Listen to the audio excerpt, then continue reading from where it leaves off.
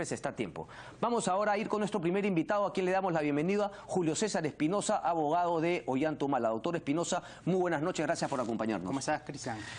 A ver, lo primero que yo quería compartir con usted es esta, no sé si llamarlo denuncia o hipótesis que plantea el diario Perú 21, ¿no? Sala no habría tomado en cuenta resolución de la Corte Suprema, pero va un poco más allá, es un tema que hemos tocado aquí también en el programa. Hay posiciones que dicen que la Sala debió incluir esas nuevas pruebas y algunas que dicen que era potestad finalmente del juez, como así lo hizo, pero ellos plantean una duda, ¿no? ¿Cómo así usted se enteraba de que se iban a presentar nuevos medios probatorios y cómo así tuvo la oportunidad de apelar al expediente 313-2015? Da a entender el artículo que habría habido algún tipo de comunicación con los miembros de la sala. ¿Usted tiene una posición al respecto, doctor? Me imagino que ha leído esta nota el día de hoy. Por supuesto, Cristian. A ver, mira, hace ya bastante tiempo que un proceso penal ha dejado de ser algo muy lejano a un juego de naipes. ¿No? Entonces, no hay sorpresas, sino más bien hay reglas claras que los abogados que tenemos cierta experiencia la conocemos. Entonces, sí me llamó la atención esa nota imprecisa de este medio de comunicación. ¿Por qué imprecisa, doctor? Por lo siguiente. A ver, tú como entrevistador, me imagino que te preparas, que es una regla de experiencia antes de dejarse tu labor diaria. Igualito, con mayor razón, los abogados, frente a una audiencia tan trascendente, nos preparamos sobre la base de una serie de reglas de derecho y también de nuestra experiencia. Era previsible, absolutamente previsible, que la Fiscalía iba a presentar algún tipo de pedido adicional para una audiencia como esta, porque además en audiencias anteriores eso ha sucedido, ha ocurrido, no es la primera vez que sucede.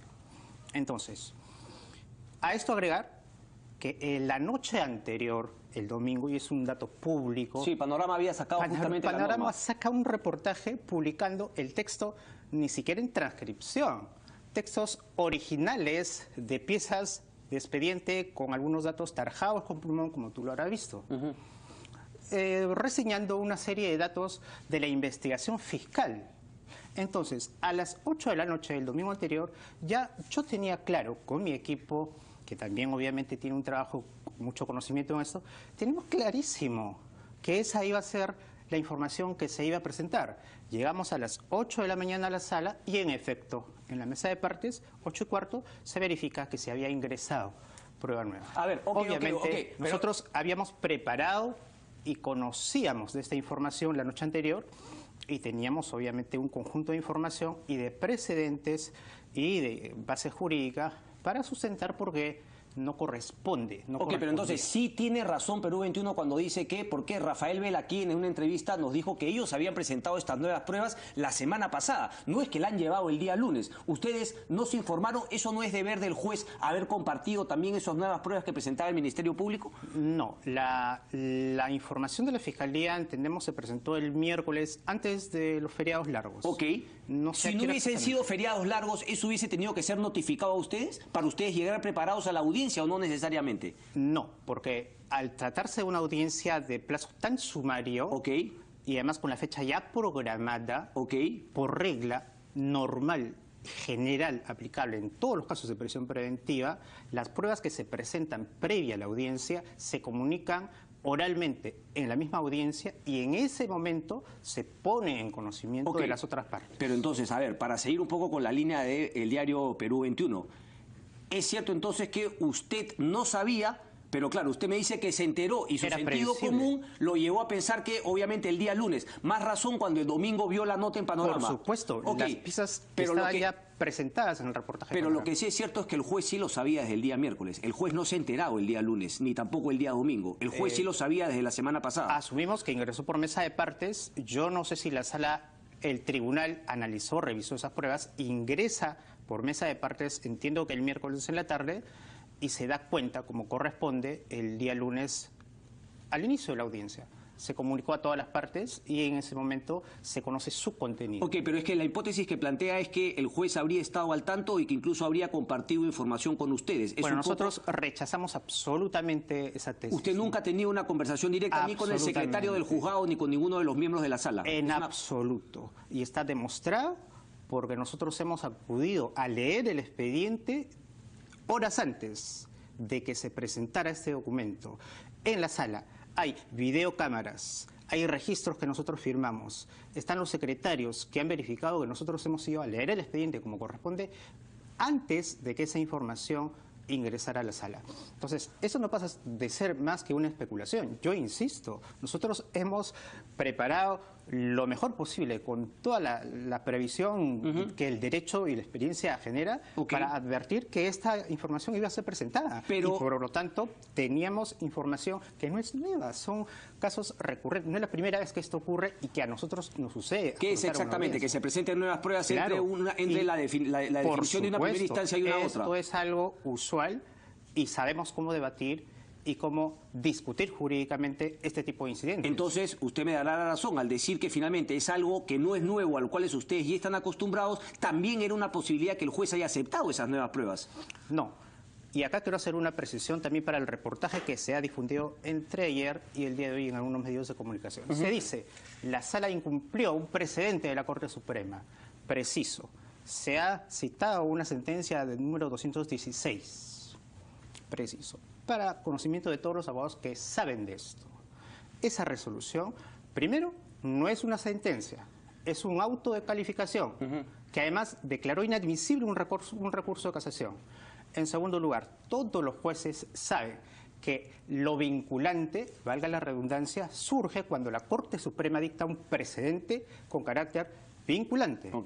Este documento, que es una simple resolución, no tiene carácter vinculante, menos aún es una sentencia.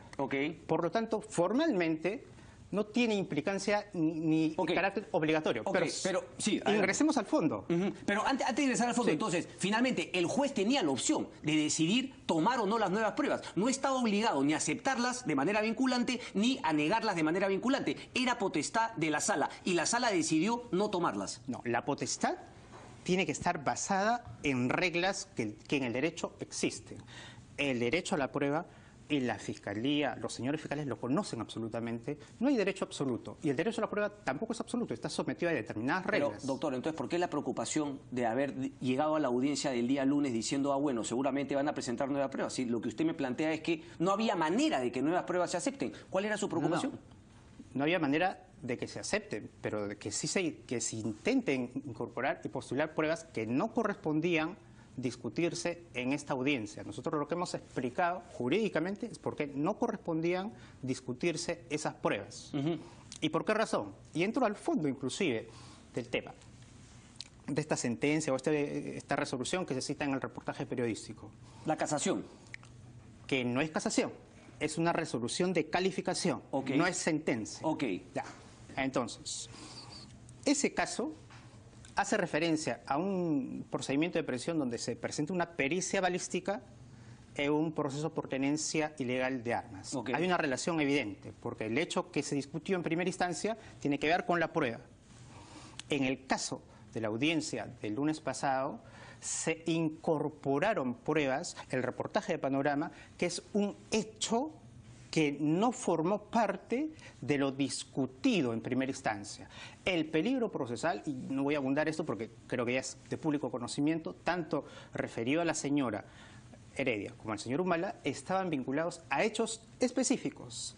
Y de pronto el reportaje incorpora un hecho totalmente distinto, vinculado a otras personas o a otros testigos, y entonces nosotros decimos algo elemental. Ese hecho de supuesto peligro de obstaculización no ha sido materia ni del debate en primera instancia, menos de la resolución del juez de primera instancia. Por lo tanto, no corresponde incorporarlo, salvo que hubiese sido prueba vinculada a los hechos sí discutidos en primera instancia. Es un hecho absolutamente distinto y está el reportaje de Panorama, es evidente, es elocuente. Por lo tanto, la sala fue absolutamente coherente en decir, nosotros revisamos y podemos admitir prueba en la medida, y ese es el criterio de la sala, en muchos casos. Podemos emitir prueba en la medida que tengan relación con lo que se ¿Alguna debatió. vinculación con lo que se debatió inicialmente? Que tenga congruencia, relación con lo que se debatió en primera instancia. Esto es un tema nuevo. La Fiscalía tiene absolutamente todo el derecho de utilizar esa evidencia nueva, ese hecho nuevo para cualquier otro requerimiento. En otra solicitud. Para cualquier requerimiento. Pero ese punto entonces quiero entrar, ya que usted lo ha dicho, a tema de fondo. Es una prueba nueva y complica la situación finalmente de que se podría argumentar que efectivamente hay antecedentes, y ya no solamente en el tema de Madre Mía, sino en este caso particular, en estos tiempos, respecto del colaborador eficaz en la cárcel de Piedras Gordas, con la declaración justamente de este jefe de la prisión. Tendrá que discutirse, tendrá que analizar. Nosotros ni siquiera lo hemos discutido y no nos referimos y no asumimos la tesis que surge de un reportaje periodístico. Tendrá que la Fiscalía plantear en los términos que corresponden a una audiencia pero, o un doctor, incidente. todo ha salido, dígame, todo el caso se ha construido en base justamente a informaciones periodísticas y eso no le quita validez jurídica. Es decir, se toma como indicio, como base el reportaje y a partir de ahí, obviamente, se elabora también una investigación fiscal que tiene todo el peso. Por supuesto, pero la decisión de un juez no se basa únicamente en lo que ocurra en un reportaje periodístico. No en lo que ocurra, no, sino en cómo lo tome el fiscal, el reportaje periodístico y lo plantee finalmente como una prueba razonable o un indicio que finalmente puede ser calificado por el juez. Puede ser, tú lo has dicho. El resultado de calificar o no como un elemento que funde una medida cautelar dependerá de lo que se debata y de la consistencia de esas evidencias. El sentido común no le dice que es una novedad importante y peligrosa para la situación de Ollantumala, Nadine Heredia, el tema de que haya una declaración de que efectivamente a este colaborador se le presionó. Yo no conozco con rigurosidad lo que ha sucedido en ese caso, porque no lo hemos debatido. Nos han presentado una serie de documentos que la Fiscalía no los ha sustentado, los tendrá que sustentar. Pero hay una regla fundamental en esto, ¿no? Una regla muy importante. Fíjate lo interesante de este caso que ha ocurrido, ¿no? La gran diferencia. Mientras que en el caso de imputación de supuesta compra de testigos referidos a Madre Mía, la Fiscalía no logró corroborar ni siquiera mínimamente esa imputación. Ojo, y acá hay que hacer una explicación, aunque sea básica, Cristian. La Fiscalía nos cuestiona a nosotros por sostener que respecto del caso de Madre Mía y supuesta compra de testigos, prácticamente nosotros estamos exigiendo que haya una condena previa. Y eso es absolutamente falso. ¿Qué están exigiendo entonces, doctor? Nosotros, lo elemental que cualquier hombre de derecho conoce, para que haya una imputación de supuesta influencia a testigos y que ello funde un peligro procesal, esa imputación tiene que ser mínimamente corroborada. Es más, para nosotros tiene que ser corroborada de modo alto, reforzado, pero ni siquiera eso. En el caso de Madre Mía, esa imputación de esos supuestos audios que el juez no escuchó y que los abogados tampoco escucharon y que los interlocutores tampoco escucharon, no ha sido corroborado de ningún modo. No escucharon porque los tuvo escondido el fiscal, que justamente también es parte de la posición de la Fiscalía, de que un fiscal está en un proceso sancionador justamente y que esos se mantuvieron. Entonces, no ha habido ese tipo para que otros puedan usar. Recién nos hemos venido enterando de ese tema. No. En el mes de enero, febrero, ingresan esos documentos y el propio fiscal Juárez dijo que esta información referida presunta a compra de testigos no me corresponde. Yo no investigo esto, la remito a otro fiscal. Entonces, bueno, en este caso no es que estuvieron ocultos siempre. En este caso sí hay corroboración, claro, pero ya es muy tarde, como usted dice, para haberse tomado como tema para la gran diferencia. Fíjate la gran diferencia. ¿Ya? Si es que tú asumes como hipótesis que en este otro caso, del reportaje de Panorama, sí está corroborado, es porque la Fiscalía se ha dado cuenta y ha verificado que en el primer caso no. Que en el primer caso no hay corroboración. Y si no hay corroboración, no hay sustento para el mandato de prisión provisional. Han dicho que sí podrían presentar ese tema, es decir, esas nuevas pruebas sí podrían ser incorporadas para la casación si es que finalmente sale a favor de ustedes la decisión de la sala. Menos aún. Menos aún. Es un principio elemental en el derecho. Menos aún. Ante la Corte Suprema no hay debate probable. Se les ha quedado fuera ese tema y además lo que ha dicho el fiscal Vela es que en todo caso no está seguro si ir a casación por el tiempo que eso demora y que tendrían que concentrarse justamente en el tema de fondo, que es presentar dentro de poco tiempo ya la acusación fiscal. ¿Cómo le cae eso finalmente a la defensa? La Fiscalía tiene todo el derecho de definir sus estrategias. Nosotros respetamos el trabajo de los señores fiscales. ¿Pero ustedes coinciden en que ya hay un tema fuerte como para presentar acusación fiscal? menos aún. Fíjate la incongruencia del discurso fiscal que está en las audiencias, que felizmente son públicas. Fíjate, en este reportaje, ¿qué dice ese reportaje? Que si se dicta la libertad, se pone en peligro, ¿qué cosa dice? La investigación. O sea, todavía hay cosas por investigar, ¿cierto? Pero el fiscal dijo en la audiencia que el círculo ya se cerró. Entonces, no entendemos. O el círculo se cerró y ya se tiene que acusar, o es que todavía hay mucho que investigar y la libertad pondría en riesgo la investigación. Esa incongruencia, estamos seguros nosotros que la sala la va a ponderar prudentemente. Ok, pero ¿está seguro que van a ir a juicio? Estamos seguros que la investigación va a continuar. Ok. ¿Ustedes aceptarían, porque el juez tiene la potestad también de decir, la sala penal, perdón, de apelaciones, podría decir, bueno, bajar la prisión preventiva, igual sé qué medida restrictiva sí estaría dentro de lo aceptable por la defensa de Ollanta Humala y Nadine Heredia? Como lo dijimos en la audiencia, estimado Cristian, hay un principio elemental entre la libertad y la prisión. Sí hay zonas intermedias cuando no se sustenta suficiente y rigurosamente el peligro procesal. Entonces, la sala tiene un conjunto de alternativas que el Código le permite. Pero también hay posición intermedia dentro de la figura de prisión preventiva, no ir a 18 meses sino un tiempo menor. ¿Eso lo aceptarían o a ustedes les parece inaceptable la prisión preventiva? Eso no es intermedio. O la libertad o se priva o se limita únicamente, ¿no? Pero si hay una diferencia para su abogado, porque 18 meses esperar a que finalmente se cumplan los 36 de etapa de investigación preparatoria, a que finalmente en 6 meses, y sienta también la presión finalmente el fiscal de hacer la acusación, cambia notablemente el tema, ¿no? Que te dejen 18 meses a ver qué onda. No. Lo que pasa es que la prisión, sea de un día o de 18 meses, solo se impone si se cumplen los presupuestos rigurosos que establece el Código. Organización criminal, es lo que ha dicho, ¿no?